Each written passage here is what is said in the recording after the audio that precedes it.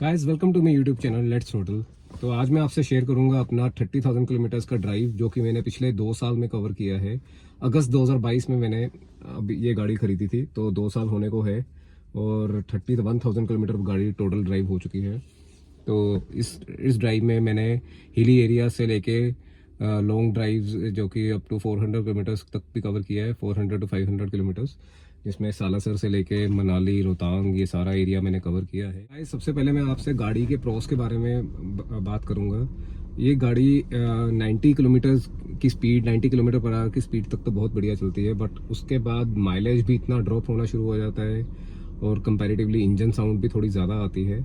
But 15 CC का engine है, तो अब मारुति ने माइलेज निकालने के लिए इसको उसी अकॉर्डिंग को कैलिब्रेट किया है इंजन को, कि ताकि आपको एवरेज भी मिल जाए और अगर आप ज़्यादा तेज़ चलाएंगे तो माइलेज भी ड्रॉप हो जाए।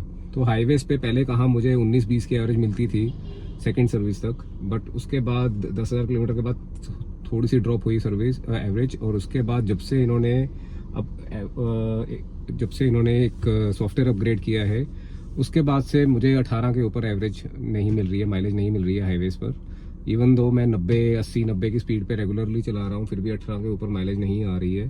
तो मारुति से मेरा रिक्वेस्ट होगा कि इसको सॉफ्टवेयर अपग्रेड को दोबारा एक बार देखें, क्योंकि सॉफ्टवेयर अपग्रेड जो किया गया था हाइब्रिड सेटअप के लिए किया गया था, बट हाइब्रिड सेटअप में कोई फ़र्क तो पड़ा नहीं मुझे, ऐसा कुछ दिखा नहीं, बट ये माइलेज ड्रॉप हो गई है गाड़ी। तो ये सोच के रखना कि माइलेज नहीं मिलेगी, बट गाड़ी में इनफ पावर है।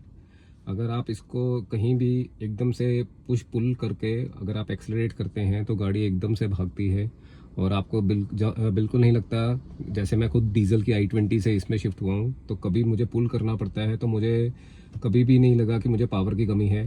बट अगर आप बलिनो या फिर फ्रोंक्स से ऊपर आके ब्रेजा में आना चाहते हैं तो माइलेज का इशू है। माइलेज आपको 18 घसीट के 18 तक बड़ी मुश्किल से पहुंचती है इसकी एवरेज, और लोकल आपको 13-14 के करीब मिलती है। तो इससे ज़्यादा माइलेज आपको नहीं मिलेगी इसमें।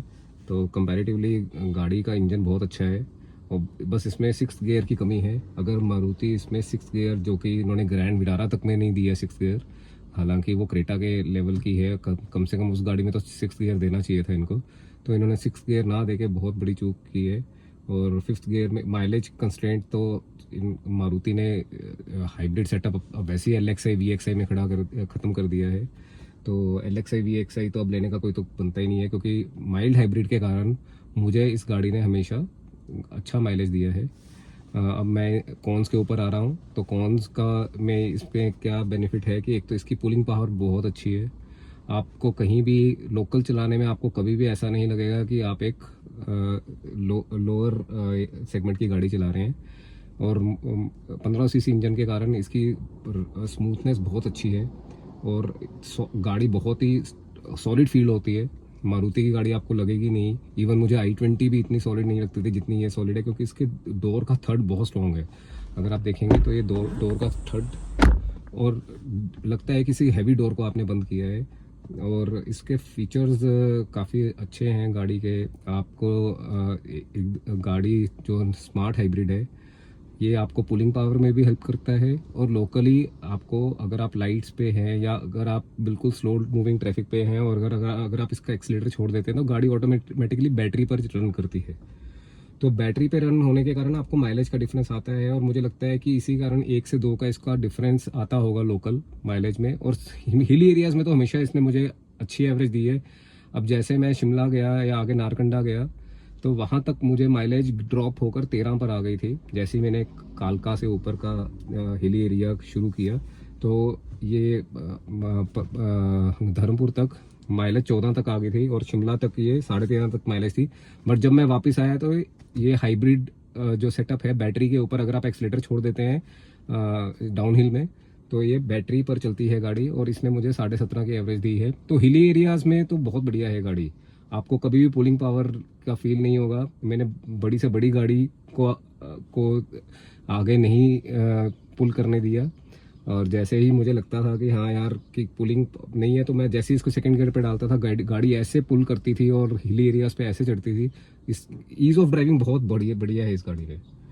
और बस एक माइलेज कंस्ट्रेंट है, बाकी गाड़ी में कोई वो नहीं है। अब मेरे को ये गाड़ी 9 लाख, पूरे 9 लाख की पड़ी थी एक्स शोरूम के ऊपर, इंश्योरेंस और आरसी मिलाकर, और 9 लाख में वैल्यू फॉर मनी है। 5 साल की एक्सटेंडेड वारंटी मिला के मुझे 9,10,000 की ये गाड़ी उस टाइम पर पड़ी थी।